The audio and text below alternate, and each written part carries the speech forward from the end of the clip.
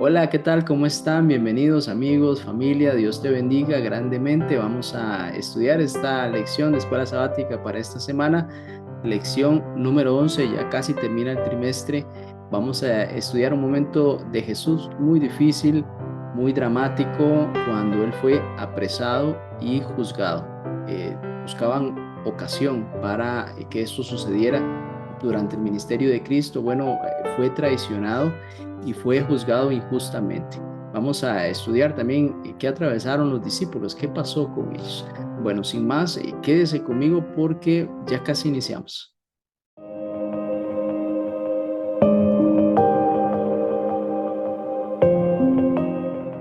Bien, muchas gracias por acompañarme. Vamos a iniciar como de costumbre con una oración.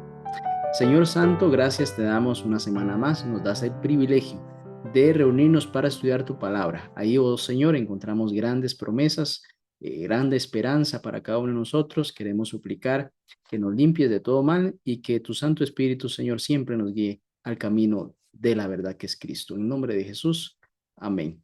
Bien, texto para memorizar de esta semana, lo encontramos en Marcos capítulo 14, versículo 36.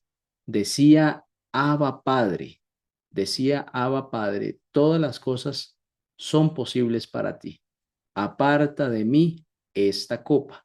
Sin embargo, no lo que yo quiero, sino lo que tú quieras. Es Jesús hablando con su Padre, Dios, externándole una de sus angustias. Si es posible que apartara de él esa copa de sufrimiento, de tristeza que estaba atravesando, que así fuese, pero no la voluntad de Jesús, sino la voluntad del Padre, fuese lo que se diera.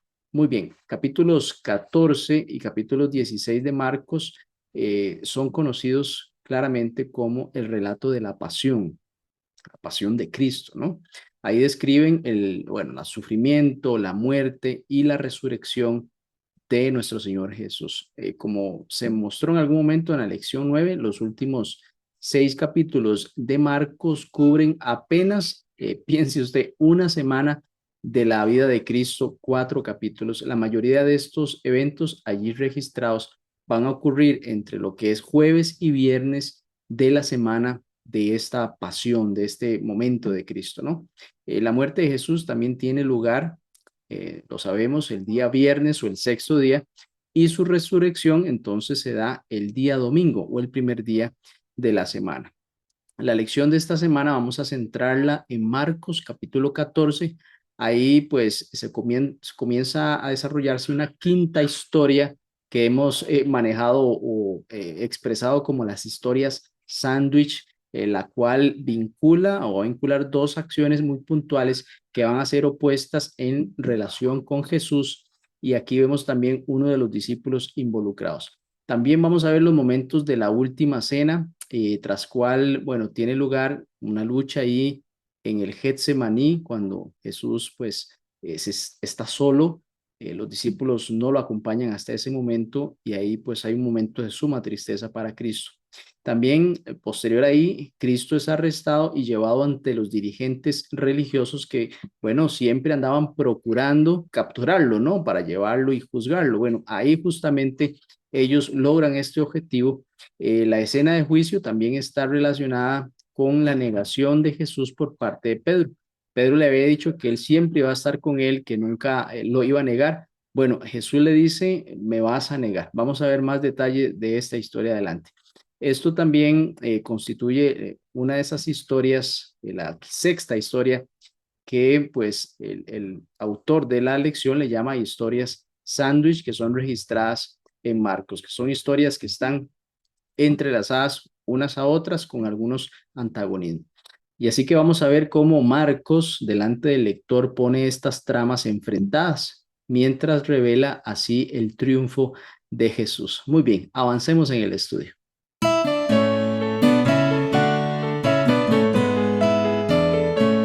Muy bien, vamos a estudiar Marcos capítulo 14, versículos del 1 al 11.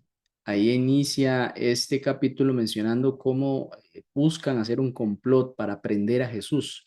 Dice el versículo 1 que buscan cómo prenderle por engaño y también matarle. Entonces que hay una clara mala intención de estos hombres por dañar a Jesús. El versículo 2 dice, no durante la fiesta para que no se haga alboroto del pueblo. Es decir, estaban maquinando y planeando de la forma que ellos creían era la que podían llevar a cabo este acto sin llamar la atención del pueblo que pues muchos seguían a Jesús.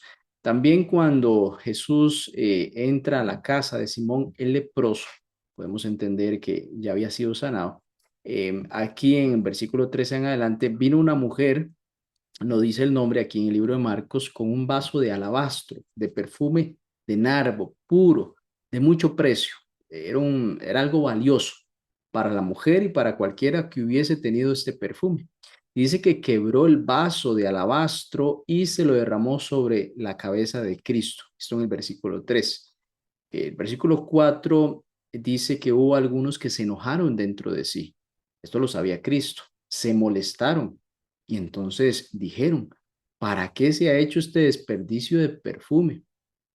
Versículo 5 dice, porque podía haberse vendido por más de 300 denarios y haberse dado a los pobres. Y murmuraban contra ella. Lejos de fijarse en el acto que esta mujer estaba teniendo con el Hijo de Dios, con el Mesías, pues estaban pensando en el costo de ese perfume. Pero en el versículo 6, como siempre, Jesús enseñando y mostrando pues lo que se debe hacer.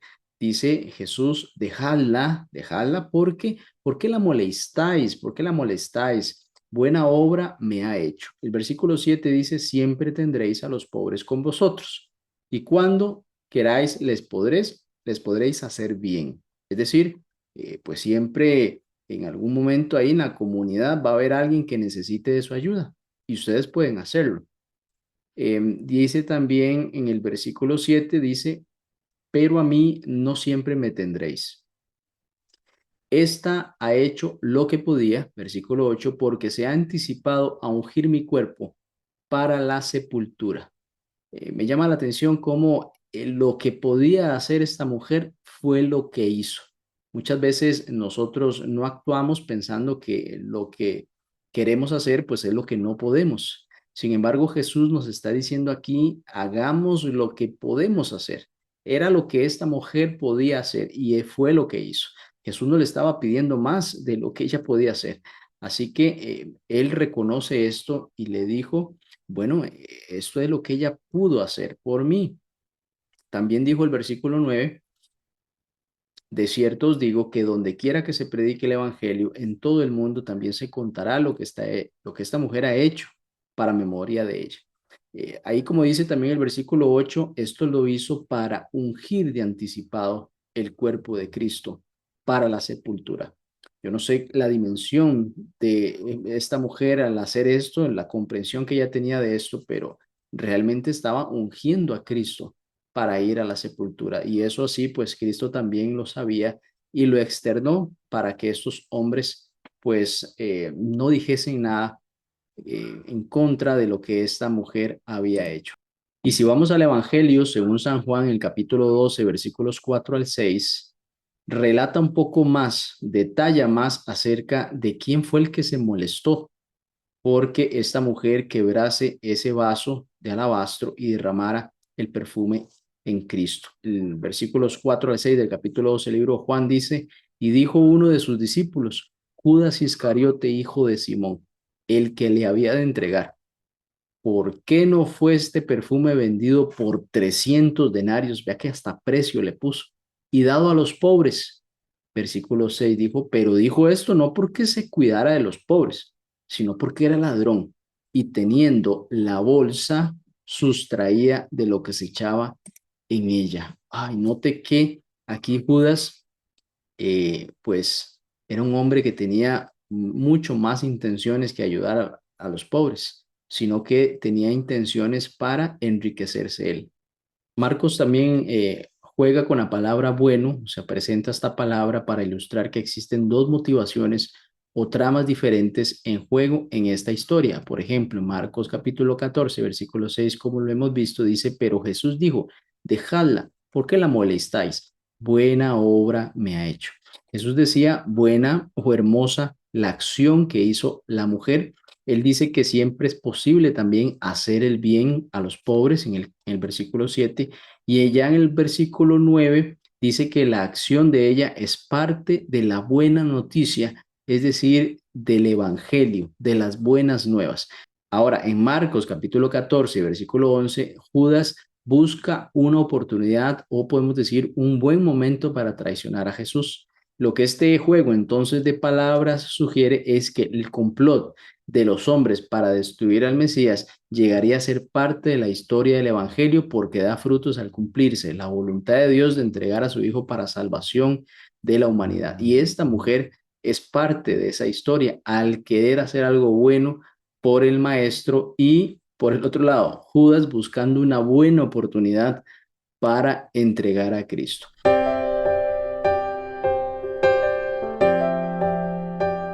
En Éxodo capítulo 24 vemos cómo el pueblo de Israel, representado por los sacerdotes, los ancianos, Moisés, también su hermano Aarón, hicieron sacrificio de unos becerros y unos corderos, y con esa sangre dice que Moisés la tomó y roció sobre el pueblo y dijo: He aquí la sangre del pacto que Jehová ha hecho con vosotros sobre todas estas cosas. Este es la representación de ese primer pacto que hizo Dios con el pueblo de Israel por medio de Moisés y de los ancianos del pueblo.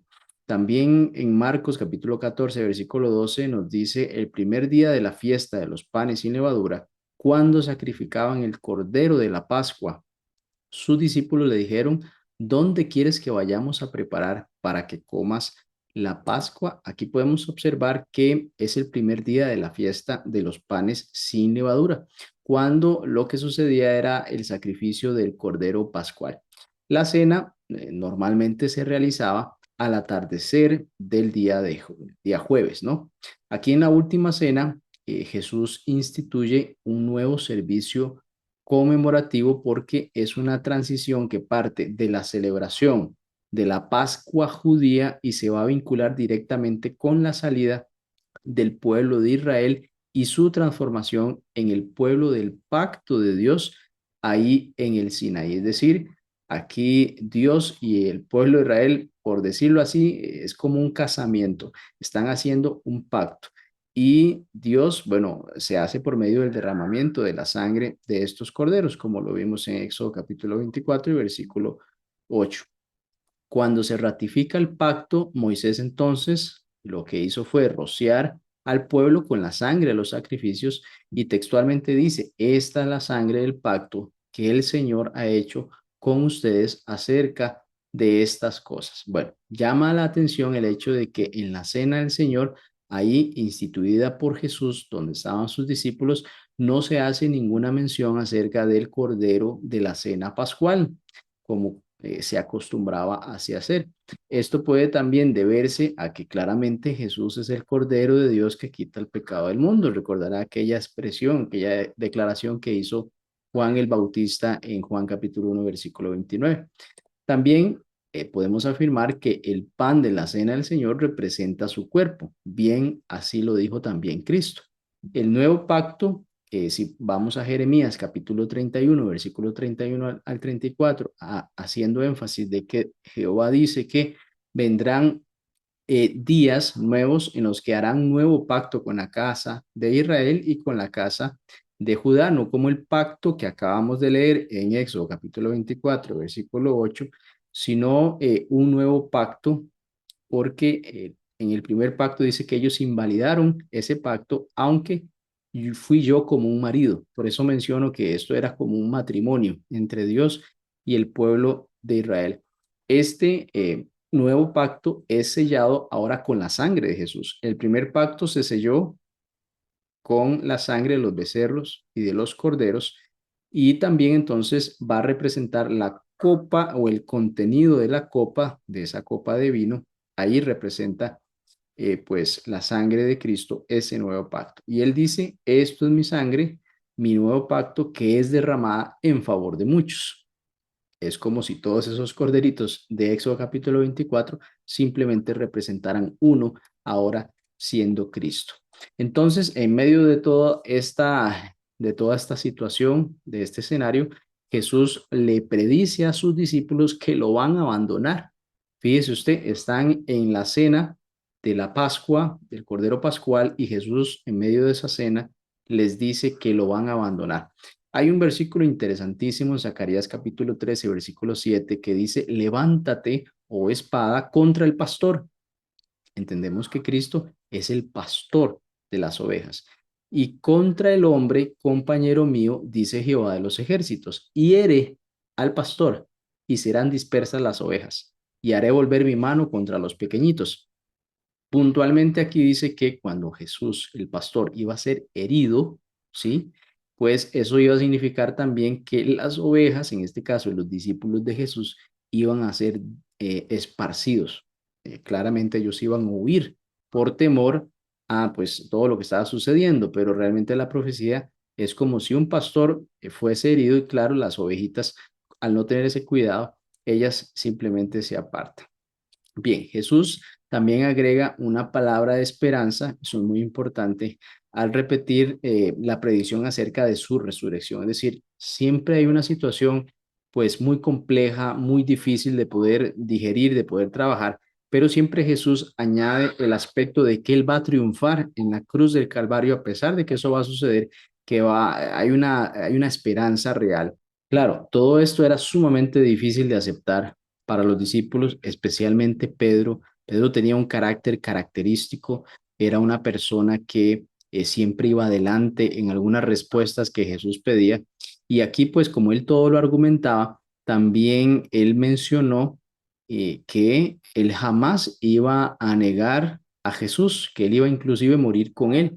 Bueno, y aquí entonces Jesús le dice que lo negará 3 veces antes de que el gallo cante siquiera dos. 2 veces va a cantar el gallo. Bueno, Pedro lo va a negar 3 veces. Y esta predicción va a jugar un papel crucial en esta escena de juicio de Jesús y la negación de Pedro. O sea, cuando Jesús está siendo juzgado, en ese mismo preciso momento, Pedro lo está negando. Esto tiene algo fundamental en esta enseñanza del Evangelio según San Marcos, de dos momentos en los cuales por un lado, van a juzgar, a condenar a Jesús y por el otro lado, Pedro está confirmando que Jesús es el Mesías porque él le predijo que eso iba a suceder en ese momento. Muy bien, ¿qué aprendimos? Dice aquí la lección de las ocasiones en las que usted y yo le prometimos a Dios algo y no lo hicimos. Eso es común, yo me incluyo, ¿no? ¿Qué pasó en ese momento? ¿Cómo nos sentimos? ¿Y cómo podemos nosotros enmendar una situación de ese tipo? Note que la Biblia no tuvo reparos en mostrar esto que pasó Pedro. Pedro, a pesar de haber dicho que no lo iba a hacer, lo hizo y dice que, bueno, amargamente él lloró también por haber estado en esa situación.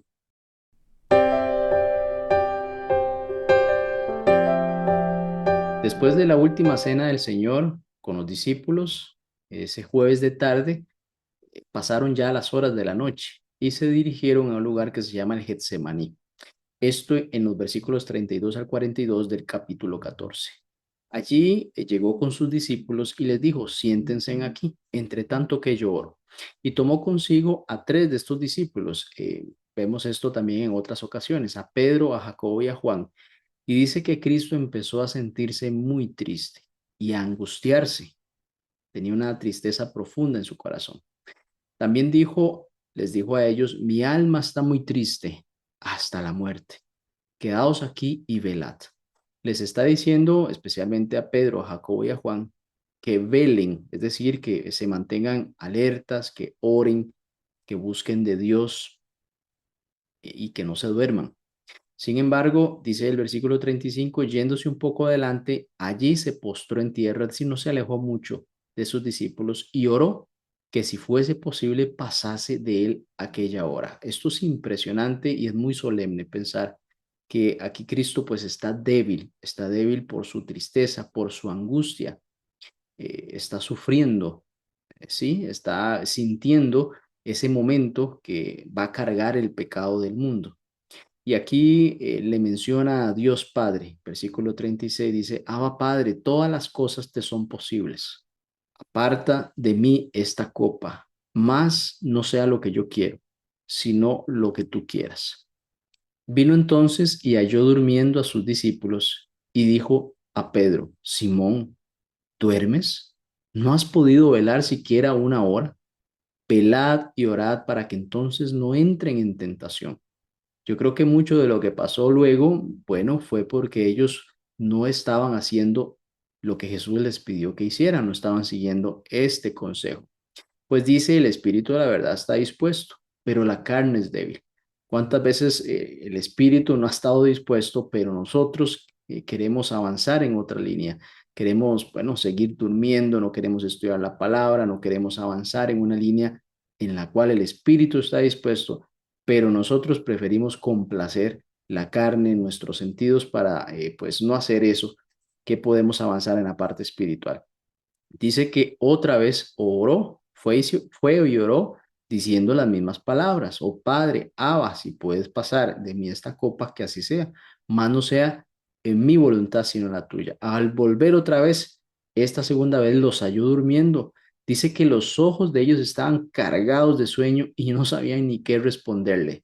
Bueno, yo me he sentido así de cargado de sueño y no he podido ni reaccionar cuando alguien me pregunta algo. Así estaban los discípulos, no sabemos el trajín del día, pero sin lugar a dudas no estaban siguiendo el consejo de Jesús.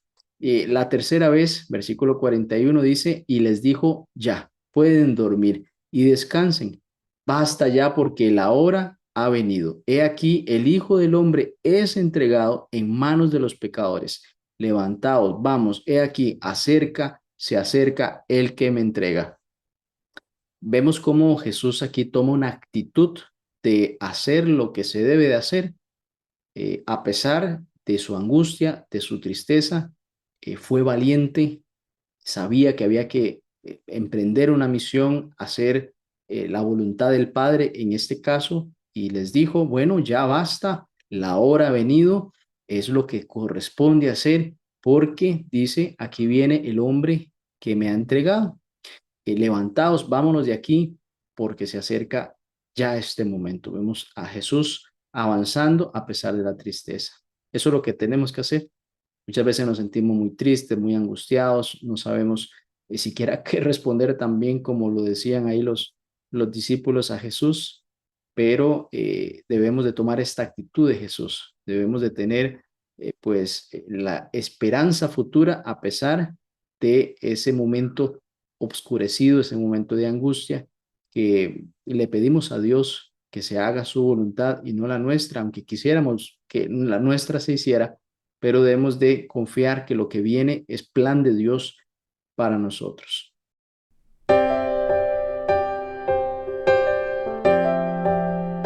Después de esos momentos agónicos en el Getsemaní, en el cual Jesús pronuncia las palabras: si puede pasar de mí esta copa, que así sea, mas no sea mi voluntad, sino la tuya, Abba Padre. Lo hizo 3 veces y en 2 ocasiones los discípulos se encontraban profundamente dormidos: Pedro, Jacobo y Juan. Jesús les dijo: bueno, el espíritu está dispuesto, pero la carne es débil. Deben velar y orar para que no entren en tentación. Después de estos momentos, Jesús les dijo: es tiempo de que el Hijo del Hombre sea entregado. Ya viene el que va a hacer eso, ya viene Judas el que me va a entregar. Y así fue. Ya en Marcos capítulo 14, versículos 43 al 52, vemos la escena del arresto de Cristo. Dice el 43, luego hablando él aún, es decir, pronunciando aún las palabras anteriores, vino Judas, que era uno de los 12. Podemos entender cómo Judas, después de la última cena, no fue con ellos al Getsemaní, sino fue a negociar con los líderes religiosos entregar a Cristo. Y además dice que venía Judas con mucha gente con espadas y palos, de parte de los principales sacerdotes y de los escribas y de los ancianos. Y el que le entregaba también les dijo que les iba a dar una señal de quién era Jesús, a quién debían ellos prender, diciendo: al que yo besare, ese es, prenderle y llevarle con seguridad. Con un beso entregó Judas a Cristo. El versículo 45 dice: y cuando vino, se acercó luego a él y le dijo: maestro, maestro, y le besó. Entonces ellos le echaron mano y le prendieron, sí, lo agarraron, pero uno de los que estaban ahí sacando la espada hirió al siervo del sumo sacerdote cortándole la oreja. Es decir, pues reaccionó de forma violenta como buscando defender a Cristo, como buscando que no se lo llevasen, ¿no? Claro, el versículo 48 dice, y respondiendo Jesús les dijo, ¿cómo contra un ladrón habéis salido con espadas y con palos para prenderme? Cada día estaba con vosotros enseñando en el templo y no me prendisteis, no me prendisteis, pero es así para que se cumplan las escrituras. Entonces todos los discípulos, dejándole, huyeron. Note que aquí, bueno, ya se cumplió pues bastante de la profecía que Jesús había dicho acerca de que al Hijo del Hombre lo iban a capturar y él iba a padecer. Y aquí también esa otra parte que le había dicho a los discípulos que ninguno de ellos iba a quedar, en ese momento iban a huir. Inclusive, aquí claro, Pedro fue uno de los que huyó. Pedro también en otro evangelio menciona que fue él el que cortó la oreja de este siervo del sumo sacerdote que se llamaba Malco y pues también vemos un milagro de Cristo en restaurarle la oreja a este hombre y también mencionar que si él quisiese, legiones de ángeles vendrían para liberarlo. Sin embargo, esa no era la voluntad de Dios. Es muy interesante cómo Jesús menciona que él siempre estuvo de forma pública enseñando en el templo y ahí ellos no lo hicieron. Tuvieron que actuar de forma pues cobarde, viniendo con palos y espadas, pero era importante también que eso se diera para que las escrituras se cumplieran. Vemos como, pues, además, todos los discípulos huyeron. También el versículo 58, 51 hace mención de un joven que le seguía. Algunos dicen que pudo haber sido el mismo Marcos, pero esto parece poco probable. Dice que únicamente cubierto el cuerpo con una sábana y ahí lo prendieron también, mas él dejando la sábana huyó desnudo. También podemos analizar cómo la traición en sí misma pues resulta muy lamentable para todos, incluso para quienes se valen de los traidores. La acción de Judas es particularmente pues disgustante porque él procura ocultar la traición bajo el disfraz de la amistad. De hecho, la traición normalmente viene de una persona que es cercana, de alguien en la cual se confía, por eso se traiciona esa confianza. En este caso, Jesús sabía que Judas lo iba a traicionar. A mí me impresiona esto porque normalmente la traición nos toma a nosotros por sorpresa. No esperábamos que alguien nos traicionara. A partir de allí, claro, la relación pues posiblemente va a cambiar, pero Jesús sabía de antemano que él lo iba a traicionar. Me llama también la atención que en este momento de la última cena, anterior a ir al Getsemaní y a ser arrestado, Jesús lava los pies de quien lo iba a traicionar. Piense que usted sepa quién lo va a entregar a la muerte y usted lava los pies de esa persona. ¿No cree que en el corazón de Cristo realmente había un amor profundo, no solo inclusive por Judas, sino también por toda la humanidad, porque él tenía que atravesar eso, esa traición tan impresionante de un hombre que Jesús siempre trabajó para que Judas tomara las decisiones correctas? Judas llegó en un momento en que su corazón se cerró a ese llamado de Cristo, a esa enseñanza de su maestro y decidió por la avaricia, decidió también buscar cómo Jesús fuese entregado para que entonces el reino que posiblemente él visualizaba, que no era un reino espiritual, se pudiese cumplir haciendo este acto también de entrega. Pero vemos cómo Judas también llegó a entender que había sido un error, se había equivocado en ese aspecto, quiso inclusive enmendar este error devolviendo ese dinero a los sacerdotes, a los escribas quienes le habían pagado estas monedas de plata.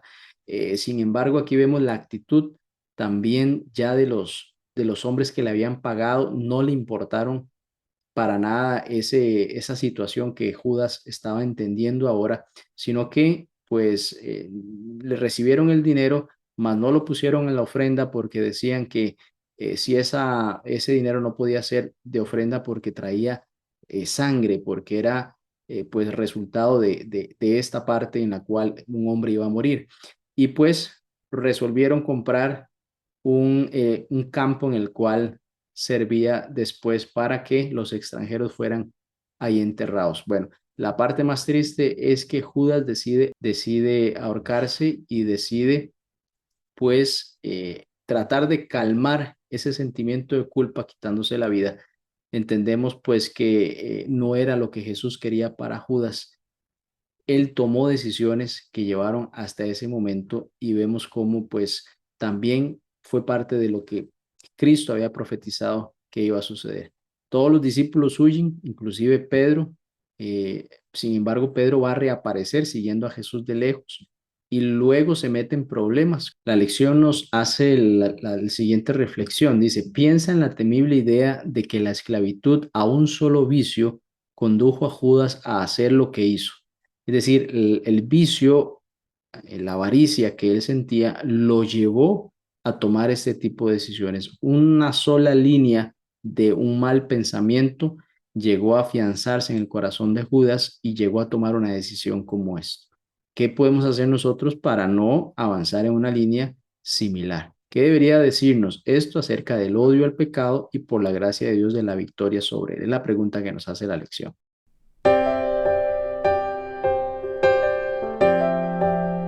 ¿Quién eres? La pregunta que nos hace la lección para este día. ¿Quién eres? Bueno, vamos a estudiar del versículo 60 al 72 y puntualmente del 53 al 59 se describe momentos en los que Jesús es traído ante el Sanedrín, es decir, ante el concilio religioso, ante ahí la junta de iglesia que va a evaluar el caso de él y la primera parte del juicio que aquí se va a presentar. Se trata de un ejercicio básicamente de frustración.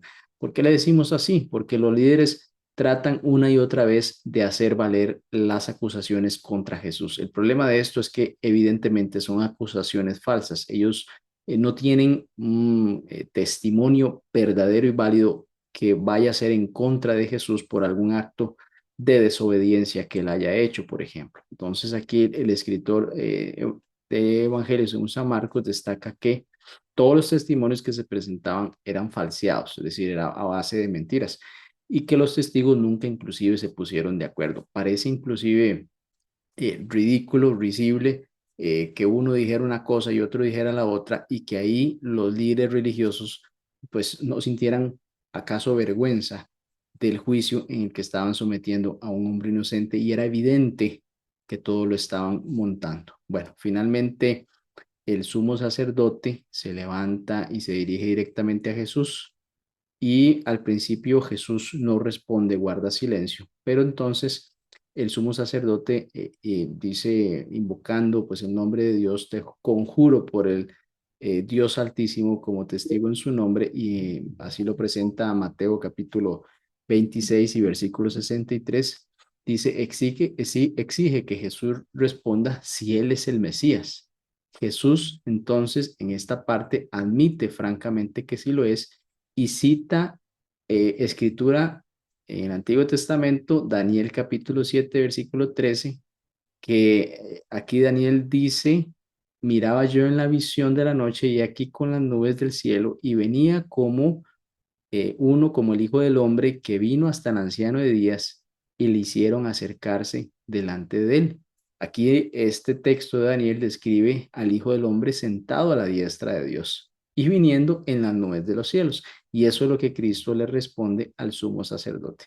Bueno, este tipo de declaración es demasiado para el sumo sacerdote, quien entonces, como era costumbre, rasga sus vestiduras y pide que Jesús entonces sea condenado. Claro, todos estaban esperando ese momento simplemente porque el sumo sacerdote así lo manifestó, sea justo o injusto, no importaba. Lo que ellos consideraron, entonces inmediatamente tomaron a Jesús y los líderes, vea qué interesante, todo esto supuestamente, claro, lo hacían en nombre de Dios, pero noten la actitud pues de amor al prójimo, como dice en la segunda parte de la ley de Dios, que aquí ellos no aplicaban en lo absoluto porque los líderes comenzaban a humillar a Jesús escupiéndole. ¿Qué clase de amor al prójimo puede ser eso?